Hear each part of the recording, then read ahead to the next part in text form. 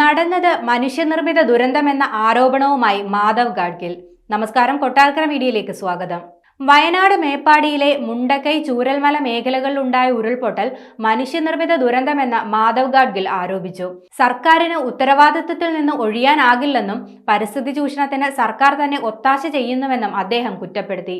മേപ്പാടി മേഖലയിലെ ഉരുൾപൊട്ടൽ സാധ്യത നേരത്തെ തന്നെ ചൂണ്ടിക്കാണിച്ചതാണെന്നും മാധവ് ഗാഡ്ഗിൽ പറയുന്നു. വയനാട്ടിലെ ഉരുൾപൊട്ടലിന് പിന്നാലെ മാധവ് ഗാഡ്ഗിൽ റിപ്പോർട്ടും അദ്ദേഹത്തിന്റെ വാക്കുകളും സമൂഹമാധ്യമങ്ങളിൽ വീണ്ടും ചർച്ചയായി മാറിയിരുന്നു.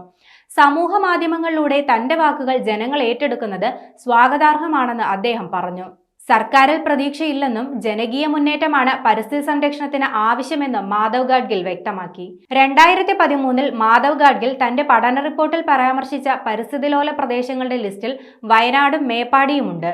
പശ്ചിമഘട്ട പരിസ്ഥിതി വിദഗ്ധ പാനലിന്റെ റിപ്പോർട്ട് പ്രകാരമാണ് പരിസ്ഥിതിലോല പ്രദേശങ്ങളിൽ വയനാടും മേപ്പാടിയും ഉൾപ്പെട്ടിരിക്കുന്നത്.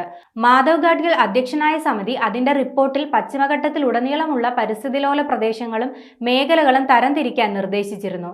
എന്നാൽ ഇന്നും ഇത് നടപ്പിലാക്കാൻ കഴിഞ്ഞിട്ടില്ല.